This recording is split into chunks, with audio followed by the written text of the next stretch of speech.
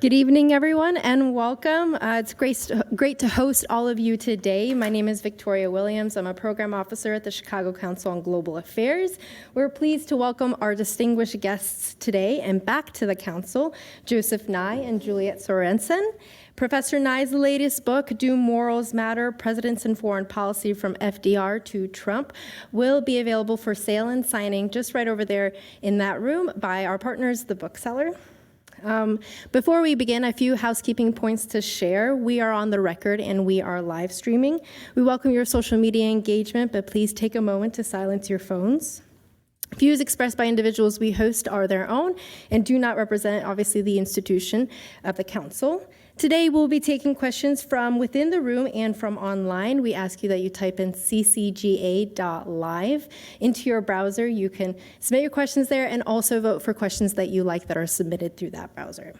And this program is a part of our Lester Crown Center on U.S. Foreign Policy. A generous gift from the Crown family supports all the center's efforts and development of digital resources to make the council's foreign policy content more accessible across platforms.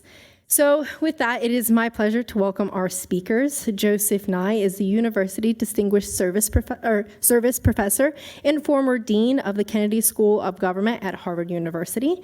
He was the Deputy Undersecretary of State and chaired the National Security Council Group on Non-Proliferation of Nuclear Weapons. He has published 14 academic books, a novel, more than 150 articles in professional and policy journals, and is regarded to be the most influential scholar on U.S. foreign policy. He will be in conversation with Juliet. Juliet is a clinical professor at Northwestern's Pritzker School of Law, as well as an executive director at Injustice Watch, which is an investigative journalism nonprofit focused on governance and the rule of law.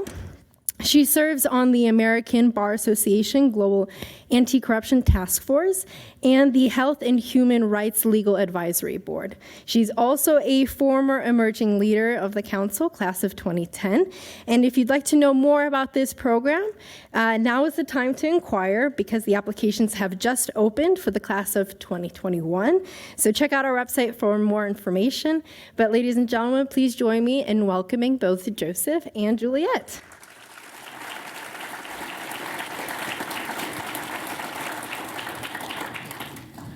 Well, thank you, Victoria, for the introduction, and welcome everyone this evening. I want to commend not only Professor Nye for writing a book that is timelier than he may have known at the time of its authorship, but the Council for scheduling this program so presciently in early December. But seriously, Professor, why this book? Why now? In your introduction, you note that morality is not a career-enhancing topic for a young scholar. So if morals aren't sexy, why did you write the book? Maybe it's because I'm an old scholar and I can afford it. But it is true that, by and large, the conventional wisdom in international relations scholarship is that it's only national interests that matter. And, interests bake the cake, and then politicians sprinkle a little morality on it like icing to make it look pretty, but that it doesn't matter. And I've long believed that's incorrect. In fact, I'm pleased to see my old friend Ivo Dalder here tonight. He reminded me that I wrote a book called Nuclear Ethics way back in the 80s, trying to think through what role morals play. So it's been on my mind for a long time, but at this age and stage, I felt I could afford it, but I didn't realize I'd have so much help from Donald Trump. You refer to American exceptionalism throughout the book, but there, in a sense, is a sort of an existential question about American exceptionalism underlying the book itself. And again, you ask, can we, or can America, indeed, should America try to make the world a better place? As we sit here tonight in January 2020, is that an appropriate role for America to take on? Well, as long as we understand the limits of our power.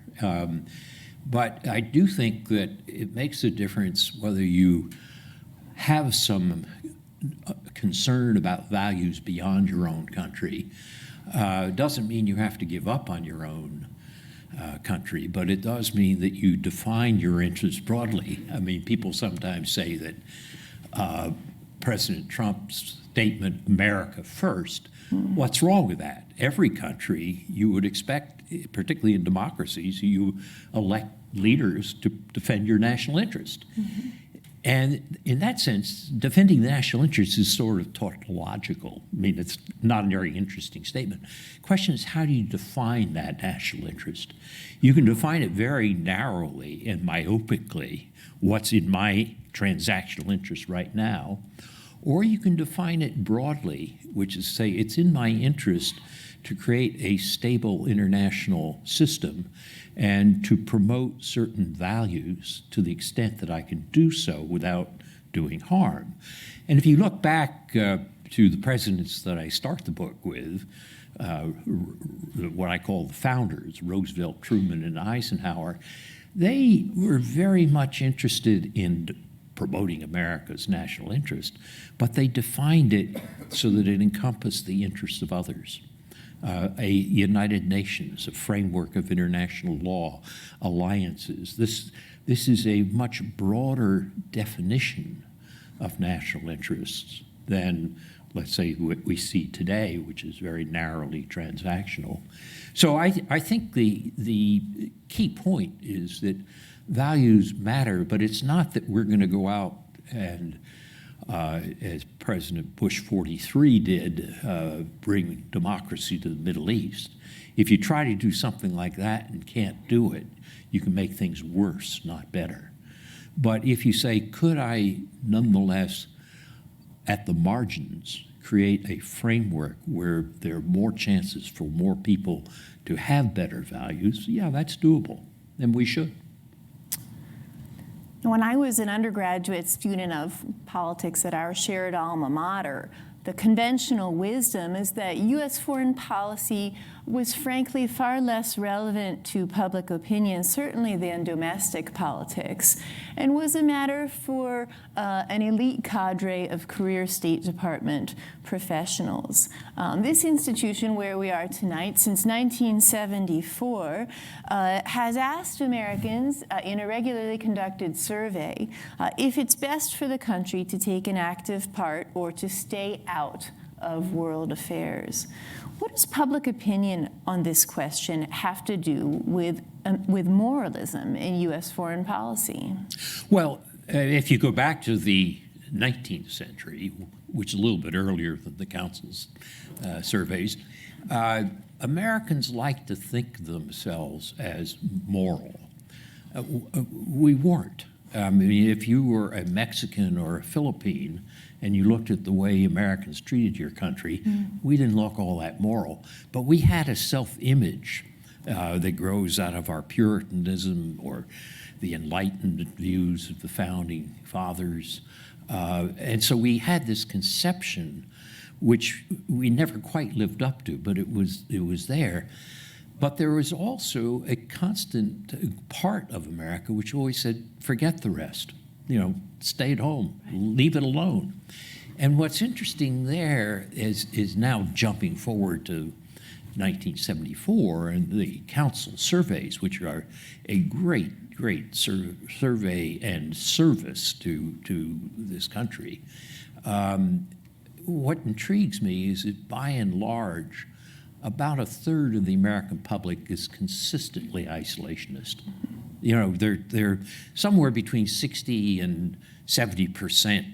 The numbers vary in the period of the Council survey of, do you want an active policy abroad?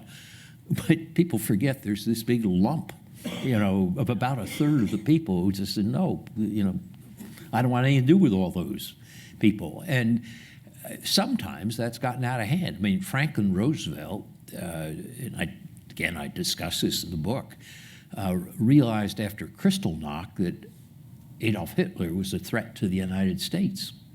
And he tried to persuade the American people we had to take it seriously and do something about it, and was unable. And without the help of the Japanese attack at Pearl Harbor, he couldn't have done it. At one stage, Roosevelt turns to his press secretary and says, "What do you do if you're the leader of a democracy and you look over your shoulder and nobody is following?" And what's different about the period since 45 is that instead of Roosevelt's period, when that number that didn't want anything to do with the outside world was up in the 70s or 80s, the internationalists were the small minority. Today, that group that doesn't want anything to do with the rest of the world is about a third of the people. But it's there, and we've got to be aware of it. So we as a people don't all have the same moral views about how we should relate to the rest of the world. Certainly. So, in case you didn't know, in the book, Professor Nye assesses the foreign policies of U.S. presidents from FDR, whom he mentioned a moment ago, through our current president on 3 ethical dimensions, broadly speaking: their intentions, the means they used, and the consequences of their decisions. So let's get down to brass tacks, because as I told you on the phone the other day, what really intrigued me was the scorecard that you devised and applied to each of these presidents. And you term it a 3D ethical scorecard. Right. Can you tell us a little bit about, first, why you chose to use that as a device, and also what went into its design? Well, the thing that bothered me was people would say a president is ethical if he has moral clarity. Ronald Reagan gave wonderful speeches, moral clarity, therefore ethical. Or George W. Bush, Ari Fleischer, his press secretary, said, wonderful moral clarity. Even if he made a mess in Iraq, you don't mention that. The freedom agenda, that's morally clear. What I was basically trying to do is to get people to think in a more sophisticated way about how we judge this. And I use a little sort of what you might call a homely example to illustrate the 3 dimensions of morality, because it's not unique to foreign policy. Suppose somebody said, I'll drive your daughter home after the prom tomorrow, or the high school dance tomorrow night, because I know she has SATs the next morning, and I'll get her home quickly. So they pick up your daughter at the dance. They drive quickly, forgetting that it's an icy road, that there's been a sleet storm, and they go too fast. The car skids, goes off the road, and your daughter is killed. You wouldn't say, oh, but his intentions were good. No, you say, this is a terrible thing. You have used inappropriate means, not thinking of the icy road and speeding on it, for producing horrible consequences.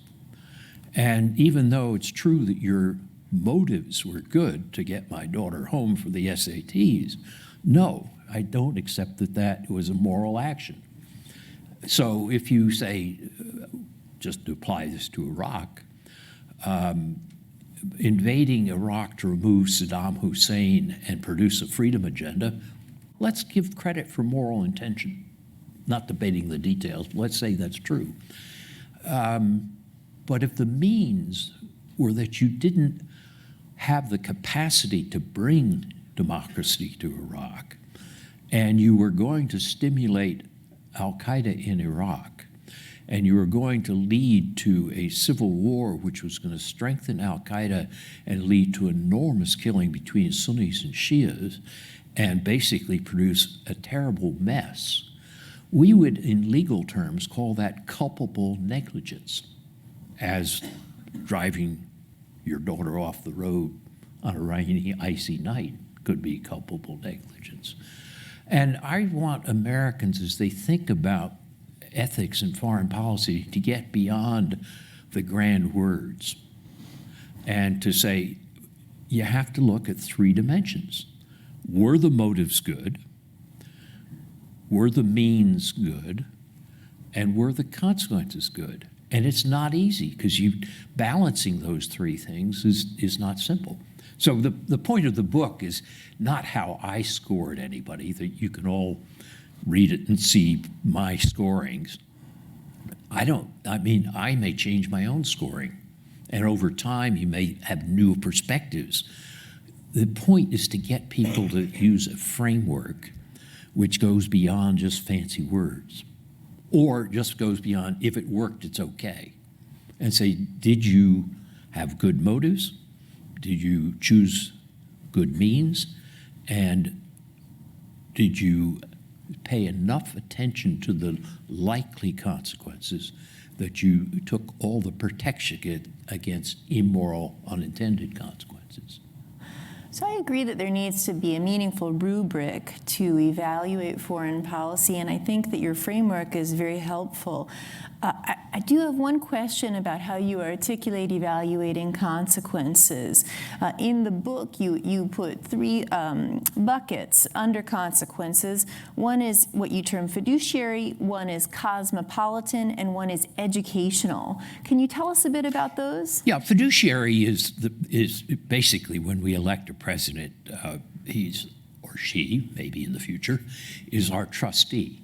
And we want him or her to advance our interests. And so the first thing we do is, did the president advance our interests? Was he or she a good fiduciary? The question of cosmopolitanism is a little bit more difficult because it goes back to what I said about what are our interests. Some people would say advancing our interests means just American, nobody else. And what I'm trying to get people to realize is that this difference between, rootless cosmopolitanism as a caricature and real tough, narrow Americans, this is nonsense. All of us have multiple loyalties. We participate in multiple senses of community. And I use a little example to illustrate this. Imagine that you're sitting by the beach and you're reading a book, a good book like mine, and you're just so entranced. I can't imagine a better You're beach read. so entranced with it that you find it hard to put down. But then you hear somebody calling out in the surf about 20 yards away, "Help, help." Would you put down your book? I suspect you would, even if it were better than my book. Mm-hmm. But suppose while you're reading this book, they called out "Ayúdame, ayúdame," or called out in a foreign language. Would you say, "No, not American, I keep reading"? Of course not. The foreign language to save another human would not make any difference for most of us. Now, in that sense, we all have some degree of cosmopolitanism. I mean, we have some sense of common humanity, and to pretend that it all stops right at the seashore or at the water's edge is nonsense. That's not who we are as humans. It's not just about Americans. If you look at evolutionary biology, they'll tell you that a concern about others is built into the evolution of our species. That's why we've been able to produce large-scale organizations, whereas wolves and giraffes and so forth have not. So a president, the second bucket of consequences is, has the president been able to bring in enough cosmopolitanism where you can help others, even if you can't solve the world's problems? Mm-hmm. And then the third bucket is educational, which is, are you leaving behind, or in the minds of others, a broadened perspective? Humans are capable of good and evil. We all know that with a little bit of introspection. But if somebody is our leader and is constantly reminding us that there are times when we can look a little more broadly, when we can do a little bit more for others, whether it's the number of refugees we take in, or whether it's the amount of aid we support, or whatever. And a president has the role, as Teddy Roosevelt put it, of using the bully pulpit to educate the public, to get them to see these broader potentials. So that's why, instead of just saying, in judging consequences, did you advance the American national interest narrowly defined, I put it into these three buckets. So now we're equipped with an understanding of the rubric or the scorecard. I'd like to ask you how you applied it to two different presidents you discuss in your book, a sort of a compare-contrast. And let's start. We'll get to the elephant in the room, or the current occupant of the White House. The elephant's a symbol of the Republican Party, so I can say the elephant in the White House in a moment. But let's start by a compare-contrast, bearing in mind that under your scorecard, nobody's perfect. Right. Is that fair to say? Yep, I divide them into three groups, a sort of an upper quartile, which is Roosevelt, Truman, Eisenhower, and the first George Bush. And then a bottom quartile, which is LBJ and Nixon and Trump, and sort of a middle spreading out. And it's very hard to really rank or judge the middle. I mean, they're all they all get passing grades. Right, so it's a mixed bag. So let's start with your assessment of John F. Kennedy and moralism in his own foreign policy. He is justly famous for one incident in his brief presidency, and arguably justly notorious for another, both of which you discuss. Yeah. Well, it was hard because not only was I the dean of the Kennedy School, where there's a certain hagiography about Kennedy, but my first vote was cast for Kennedy, and I was enthralled by Kennedy. In other words, his words, his ability to fill that educational role did capture and entrance me. So trying to be objective was not easy, and I may have failed. But I would argue that Kennedy, the big thing that he did, for which he should always be in the pantheon, is the way he handled the Cuban Missile Crisis and averted nuclear war. It's probably the time the world has come closest to a nuclear war. And he did it with a set of steps and compromises which were much different from the type of rhetoric he used in his famous inaugural address. He made a compromise. As somebody said, on solving the Cuban Missile Crisis, we could have shot him out, we could have squeezed him out, embargo, or we could have bought him out. And in fact, when we traded the Turkish missiles for the Soviet missiles in Cuba, we were buying them out. Now, you say, how immoral. Well, no. If it avoids a nuclear war, more credit to him. And what's more, after that, he then gave a speech at American University in June 10th of, I guess it was 63, in which he said, it's time for us to think more broadly about coexistence and living together and avoiding nuclear war. And that led to the negotiation of the first arms control treaty, which was the limited test ban treaty.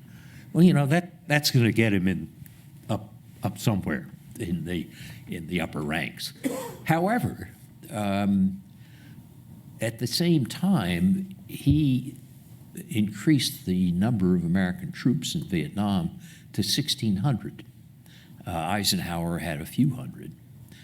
And the big question, and it's hard then to judge Kennedy on this, because we don't know what happened because of the assassination, is would he have got out? In other words, he had greatly escalated in Vietnam.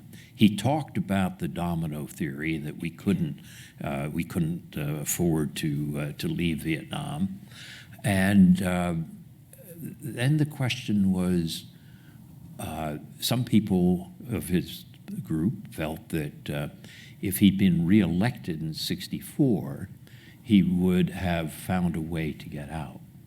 Other people say, no, that's part of the Kennedy hagiography, the mythology that goes around with Kennedy. McGeorge Bundy, who was a hawk on Vietnam, both for Kennedy and for Johnson, said near the end of his life he thought Kennedy would have got out and not have escalated as Johnson did. Of course, Johnson escalated, and we had over 500,000 men there, and lost 58,000 American lives and millions of Vietnamese lives. And so the big question of how highly you rank Kennedy depends on your assessment of that counterfactual history. Mm-hmm. Would he or would he not have? And I know people who've studied this very closely and who come down on both sides of it, so it's not an easy answer. Now, there are also some smaller actions he took which should be put on the negative side of the ledger. On the Cuban Missile Crisis, he had supported a mongoose operation, as it was called, to assassinate Castro, which helped to lay the grounds for the Cuban Missile Crisis. And that was on the negative side of the ledger to balance the way he handled himself during the crisis. And on the negative side of the ledger for Vietnam was the way he handled the coup and the killing of Diem, President Diem in South Korea, which he himself was ashamed of and said so afterwards.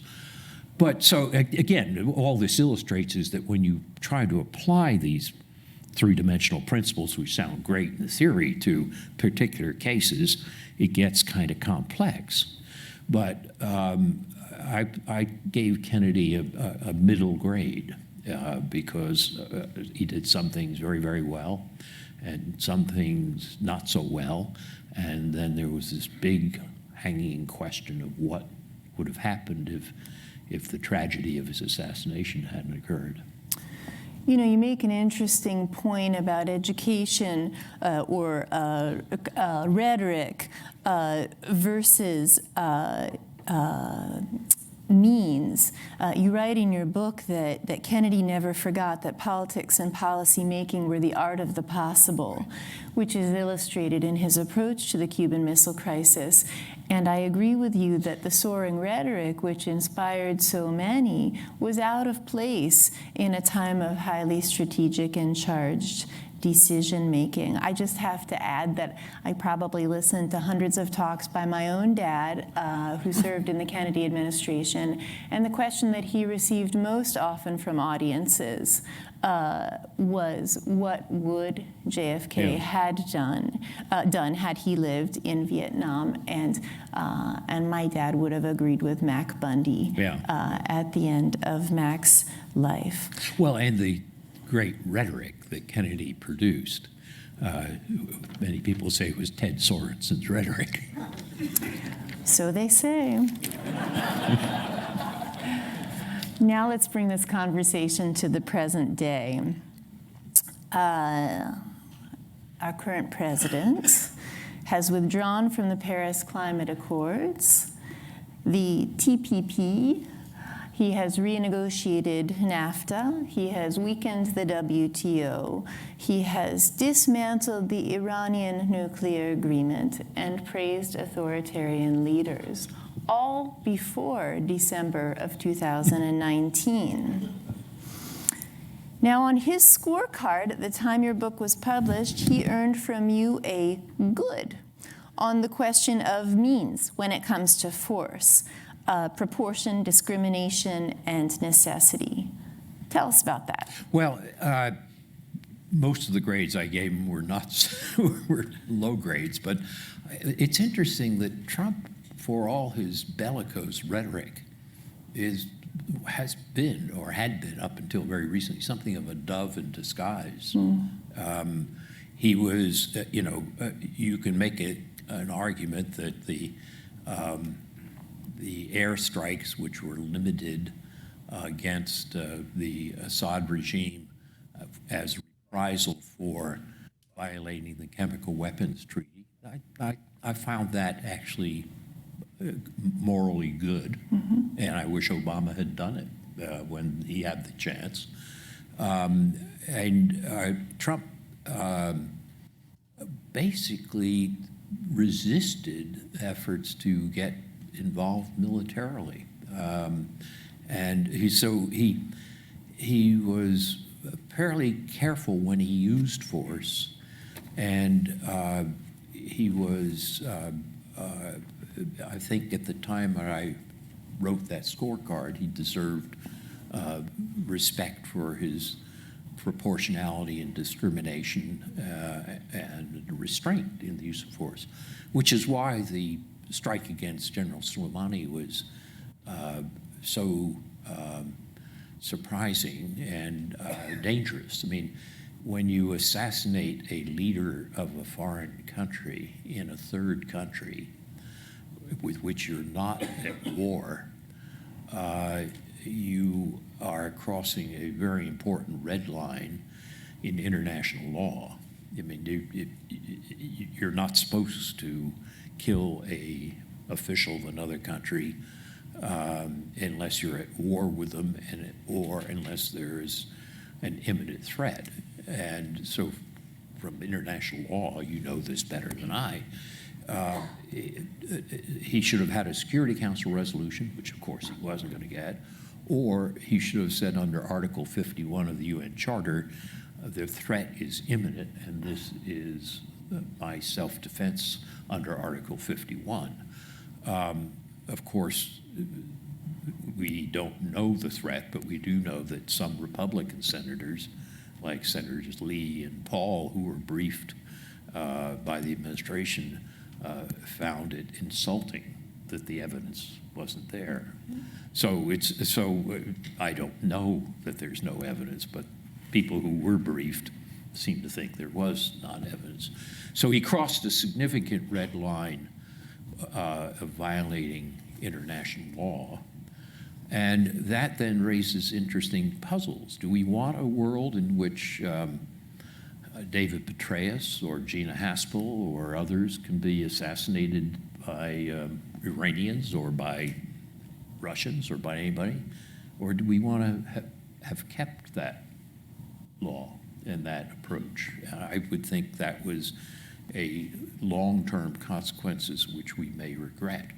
The other question, of course, is people say, yes, but it restored deterrence in Iran, and Iran hadn't respected us, and therefore they were taking these risks.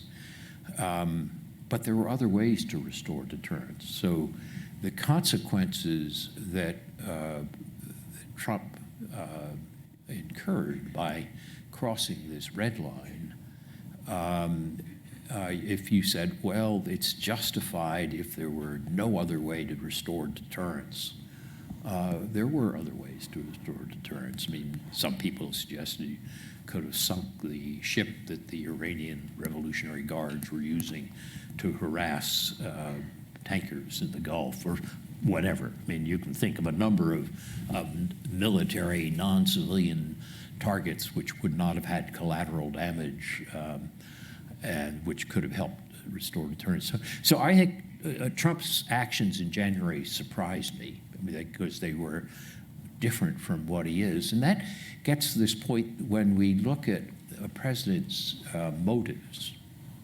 Sometimes the motives, the intentions are stated in grand terms, but the motives are actually complicated by emotional insecurity and lack of emotional intelligence. Some people think that Trump acted this way of picking the most extreme of the options that were offered to him because he felt he was being seen as a coward, and that affected his ego. Well, and I was going to ask you about that specifically because you do state in your book that President Trump has low emotional and contextual intelligence. Right. What does that mean, contextual intelligence, and why does that matter? Well, emotional intelligence is your ability to master your own emotions so that they don't take over. And we suspect that President Trump's not very good on emotional intelligence. But on contextual intelligence, it means the ability to assess a situation, thinking through the likelihood of unintended consequences by looking at the total structure of the situation and And contextual intelligence, there's a book by Mayo and Noria, which applies this. They developed it in the business world. They're professors at Harvard Business School, saying that the really great executive CEOs develop contextual intelligence. And I took that and applied it to political leaders, that contextual intelligence is important for them too. And just to give you a contrast, which is not Trump, Bush 41, with his background, had extraordinary contextual intelligence. Bush 43, with his background, shared half the genes with his father, but had very poor contextual intelligence, very little experience of overseas work or foreign policy. So contextual intelligence is important. There are always going to be unintended consequences of complex foreign policy actions, but the ability to try to think through what are possible risks and unintended consequences and the moral implications in different circumstances is an extraordinarily important leadership skill. And I don't think President Trump has it. I'm going to pose a final question before we open it to questions from our audience. In your final chapter, you describe several challenges for a future moral U.S. foreign policy. And in brief, in summary, you articulate them as the rise of China, technology and entropy, and what you describe as power conversion and the threat from within. So all very different forces. Could you speak a bit to those and whether or not they fit into your rubric? Well, I think if you take something like the rise of China, that's something we know about. We may mishandle it. We may try to pretend there's going to be another Cold War with China. But a power competition with another country, there's a long history of this. We know something about it. So if we keep our heads about us, we can manage that one. The problems come with these transnational threats, particularly because there are no clear changes at the border. You know, you don't have a customs official who says stop there or a military. And so cyber conflict and cyber criminals or terrorists who are transnational, or the biggest of these is climate change, which doesn't obey any principles of where borders lie. And how are we going to think our way through those when we don't have a template? I mean, with China, we may make a mistake, but at least we have a template how to think about it. With these transnational issues, we don't have experience of a template, and thinking through those issues is going to be very hard. And that's why when we think about consequences, all three of those baskets that I mentioned, or you mentioned, are going to be important. And that gets to the biggest challenge, which is the challenge here at home, is can we avoid overly simplistic characterizations of the world out there, and can a president educate us about the ways we have to think about this? Withdrawing from the Paris Climate Accords, it was, an unbelievably narrow, thoughtless thing to do. And what's interesting, and I cite this in the book, is some of President Trump's staff went to him and said, I know you made a campaign promise about the Paris Climate Accord. We'll find a way for you to delay this so you can tell your people that you didn't go along with the Paris Climate Accord. And if you stay in, we estimate that you will save several thousand lives, American lives. And he said, nope, I made a campaign promise, I'm going to go for it. And that is, to my mind, an immoral action. Seems short-sighted in many ways. Okay, on that note, we're going to open it to questions from the audience. I've also been taking questions remotely, so what I'm going to try to do is alternate But who has the first question? Yes, Ivo. Joe, thanks so much for both coming and for the book. I have a comment and a question, and you can also comment on my comment, which is regarding the Soleimani killing. We know, because we know he was a government leader, and he was a very important leader, that the consequences of his killing are severe. It's not clear that, given the contextual intelligence of the president, that he understood that consequence. Soleimani was a bad guy, a terrible guy, and getting rid of him was not a bad option. It was a cheap option, an easy option. Right. And in some ways, in order to solve the conundrum of how does someone who's been really a dove up to this point take that kind of action, it depends on contextual intelligence to suggest that that is a much more major action than it might have in fact been in his own mind, or just as a hypothesis. My question is on China. And as we look at the future of China, and in the sort of the simple way in which we talk about interests and values, human rights versus dealing with a major power, the human rights conundrum with China has become more and more and more important. Hong Kong, Taiwan elections, and the reality that Xi Jinping is unlikely to accept the kind of policy that the new president is likely to promote, and of course the Uyghurs in the west of China. How should a moral foreign policy terms be conducted with regard to those kinds of issues with in terms of human rights and our interests of a rising China? Well, human rights, I think, have to be part of our foreign policy. But it's also true that you can't have just a human rights focus, or you have a human rights policy and not a foreign policy. A foreign policy means trading off a variety of values, security, economics, and various social values. And human rights are important values. So, I mean, they're got to be in the mix.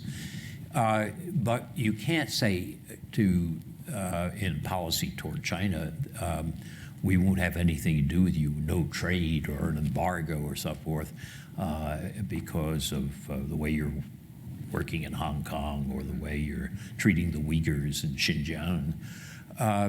So you have to find a way to express our values, and you have to express it in a way which has some costs for us attached to it, but not to a situation where it has large unforeseen consequences. To be slightly facetious, if we said we will cut off trade with China because of the Uyghurs in Xinjiang, and it really, if you really could do it, which I don't think you could, the impact on people, poor people in the United States, in China, and around the world would be exceed even the horrors that are being imposed on Uyghurs in Xinjiang. So at some point you're winding up with trade-offs, and in a democracy you're always going to debate where do you draw those lines, where are the trade-offs.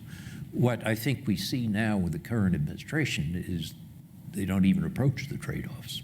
I mean, that you know, you could argue you don't agree with where Jimmy Carter drew the line compared with Ronald Reagan drew the line, but at least they were cognizant of it.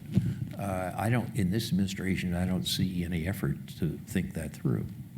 Look at the reaction to Khashoggi's murder as the example. Now, as promised, I'm going to take one of the questions that I've received remotely. Not to put you on the spot, Joe, but of the incoming presidential candidates, who do you believe would rank the highest in your scoring rubric? Well, that's tough because we don't have experience for some of them. Maybe somebody like very scant experience. Well, in foreign Mayor policy. Pete Buttigieg is admirable. I like what he says and so forth. But if you say, show me what he's done on foreign policy, I can't. With Senator Biden at the other extreme, you could say, well, you know, he's had decades of foreign policy experience, and I can then bring up a vote back in the 90s or in 2003 and criticize him for it.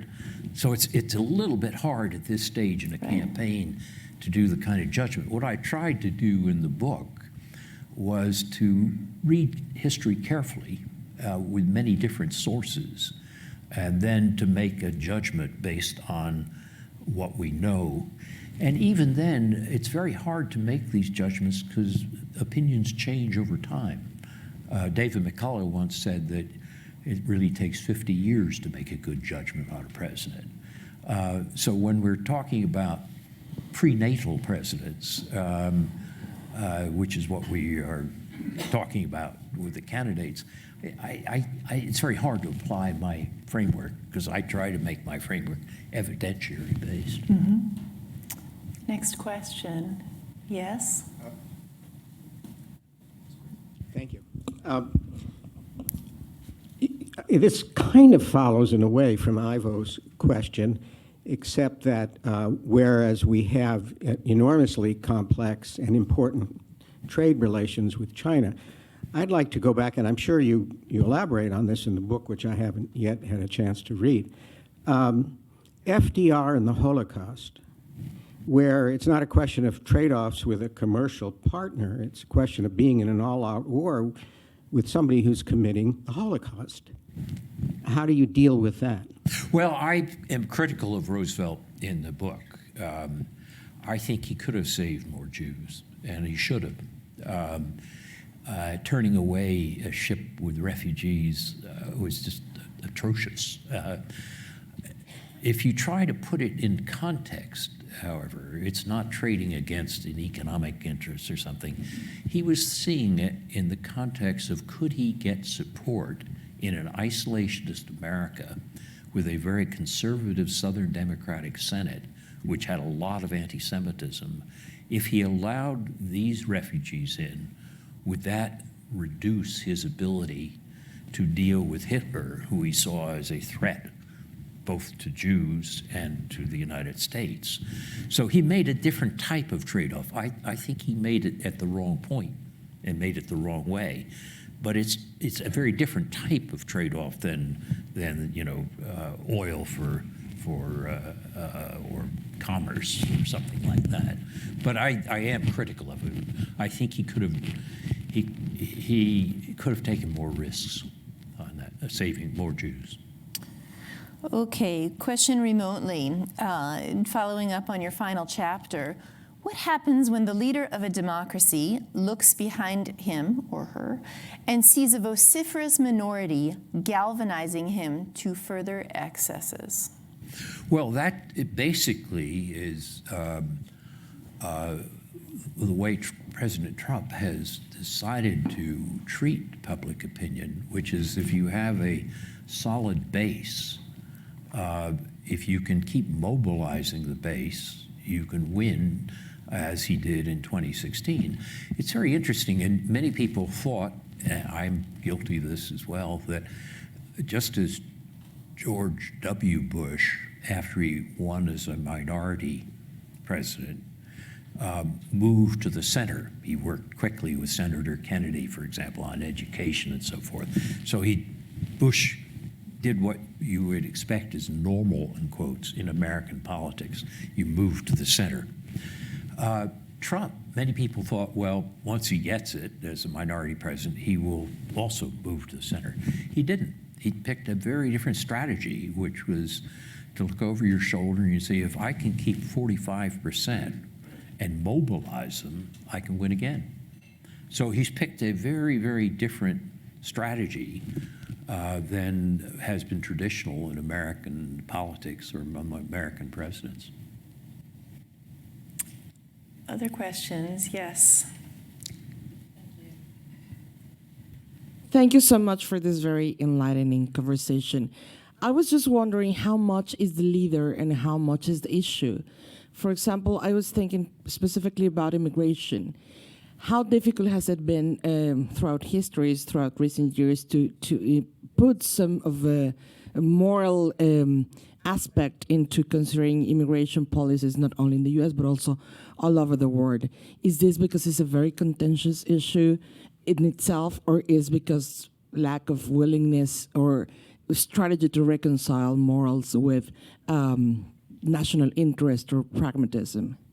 Well, immigration is has a long and fraught issue in the United States. Remember, in the middle of the 19th century, we had the Know Nothing Party, which was designed to keep out Irish Catholics, would have kept out one of my grandmothers.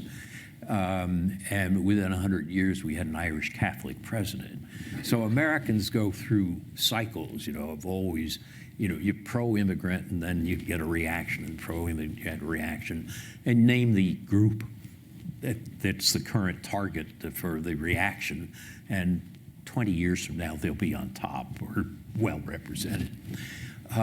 So we have this. The problem is that particularly after the 2008 Great Recession, public opinion turned anti-immigration. By and large, the public opinion under good economic conditions is mildly pro-immigration, about 55%. After the recession, they're taking our jobs and so forth, and turned anti-immigration. What's interesting is it turned back pro-immigration, but President Trump's followers didn't. And so President Trump used this as a mobilizing issue for this base, this strategy of the base that we talked about. And the net effect of that has been, under my three baskets of consequences that we talked about earlier, has been to miseducate the American people. We are a nation of immigrants. We benefit from immigration. The rate of immigration can create problems. In the sense of, if it's people see it as a threat to their culture, or if it comes at a time of economic downturns, and then yes, you have to be able to show that you're in control of immigration, or you're not going to get reelected in a democracy. But in the very long run, immigration is one of our strongest cards. And I remember I cite this in the book, a conversation with Lee Kuan Yew, the former Prime Minister of Singapore. And I said to him, do you think the Chinese are going to replace the Americans as the leading country in the world? And he was, of course, very knowledgeable of both the United States and China. And he said, no, I don't think so. I said, why? He said, the Chinese can draw on the talents of 1.3 billion people, which was the number at that time. He said, but the Americans can draw on the talents of 7 billion people. And what's more, they can skim the cream and they can recombine them in diversity, which is much more creative than anything you can do with ethnic Han nationalism. This, of course, spoken by an ethnic Han. And I think that's right, that our high card, one of our best cards in our poker hand with China, as well as in terms of who we are as a people, is that ability to have people come to this country and within a generation or two to be able to become presidential candidates, or to be represented in the legislature, or to become an army officer or whatever. That's where our real strength is. And unfortunately, the president that we have now has been educating people in the opposite direction from where our real strength lies.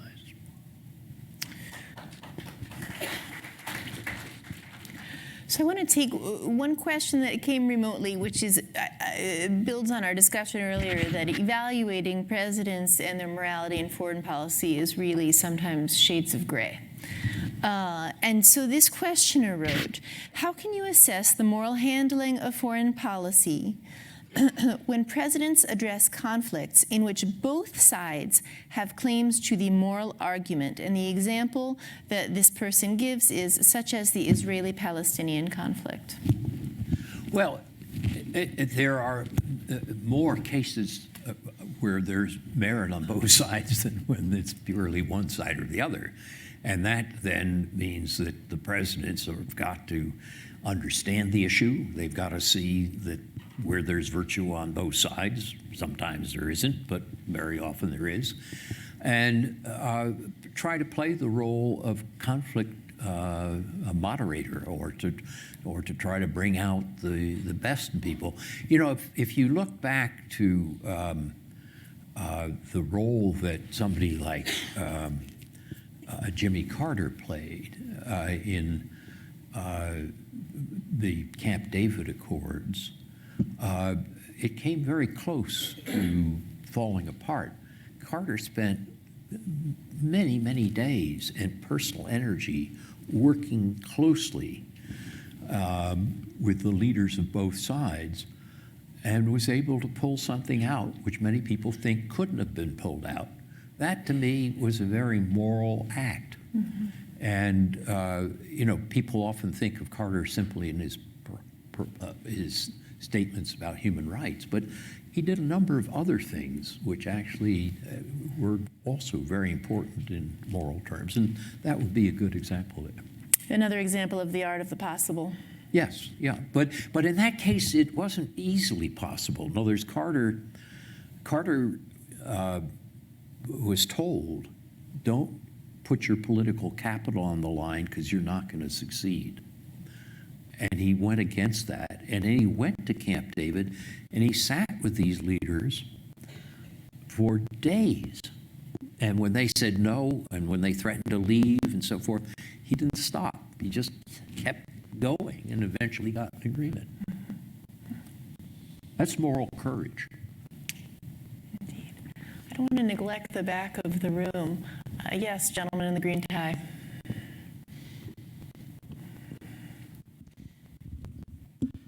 Thank you. My question was about the presidency of Obama and his theory of don't do stupid stuff. Was there ever a time where something it might have not been a stupid thing to do, but maybe he stopped himself from playing all of his cards in his hand rather than saying, well, I don't know, I'm kind of leery of doing something, I just won't do anything? Well, President Obama was actually very thoughtful about these issues. There's, I recently read the book by my colleague, now again my colleague Samantha Power, in which President Clinton, you're talking about President Obama. President Obama had promised Armenian Americans that he would support a statement that there had been a genocide before World War I. And Samantha was his human rights advisor and conscience. And the day came, and there was a tense period with Turkey and how Turkey was going to behave in the region and so forth. And Carter said, you know, why should I do this, make this statement about Armenian genocide because of dead Armenians, which may lead to more dead Armenians now and dead Turks. He said, so I'm not going to fulfill my campaign promise. And Power says in the book, you know, you're going back on what you promised. And and Obama said, you know, I'm going to restrain myself. He said, I don't disagree. I mean, I actually sympathize with the Armenian point on this. I don't disagree, but I think I'll do more harm than good by making this statement. So it's a small point, not a huge bomb Syria point, but it's an example of Obama thinking something through and asking, even though his preferences went one direction, whether he should restrain himself because the consequences were likely to be disproportionate. Okay, we have time for one final question. Yes. What role does the rest of the government play in a moral foreign policy? Presidents who you focus on here obviously have the most leeway and autonomy, but I'm thinking of recent cases where Congress has pushed back and tried to limit arms sales to the Saudis. So when and how should the rest of the government get involved in pushing for an ethical foreign policy? So, did you say the Russian government? Oh, the rest of the government. Okay, I mean, well, in the sense of the rest of the U.S. government. Well, if you, one thing you know as you spend time in government is there's always tugging and pushing and pulling, and different agencies have different positions depending on, if you're head of the Human Rights Bureau in state, you're going to have a different position than if you're head of the Political Military Bureau in state, and or the Economic Bureau, and so that's democracy. You get tugging and pushing, and people write op-eds and they leak to the press to propose their points of view. That happens, and it's not unhealthy. What's unhealthy is if a president responds to self-serving interests. I mean, on the case I gave of Obama not taking a position on the Armenian genocide, it wasn't self-serving. It was basically trying to think through consequences. When you look at some of the positions that President Trump has taken, they seem to be more related to narcissistic, how does it affect my ego, rather than that. So if you look at, for example, the handling of Kim Jong-un in North Korea, the idea that President Trump would be able to flatter him into giving up his nuclear weapons, and that would believe it and would reduce American military alliances and our exercises with the South Koreans because I've been to this meeting and he loves me and I've gotten lovely letters from it. This is just very, very different. That's where you want the rest of the government to be in there pulling and tugging. That's where you want defense and state and commerce and everybody to be sort of having an interagency process where you sit in the Situation Room and you hammer these things out. You say, here are the probable consequences if you do this. That doesn't happen in the Trump administration. The interagency process, the deputies committee and so forth, has been truncated. I mean, and you get a personal relationship between the president and his national security advisor. They're now we're on our fourth, I think. And people like General Mattis, who wanted that kind of a proper process, have left the scene. And that's too bad, because it means that we should have pulling, tugging, different parts of the government all involved, and a real process for getting those views together. In the long run, the president decides. That's his job. But it's not the president as a modern-day monarch consulting with a key advisor and ignoring the rest of the government, which represents the democracy as a whole. To my regret, we have to bring this enriching discussion to an end. Please join me in thanking Professor Nye.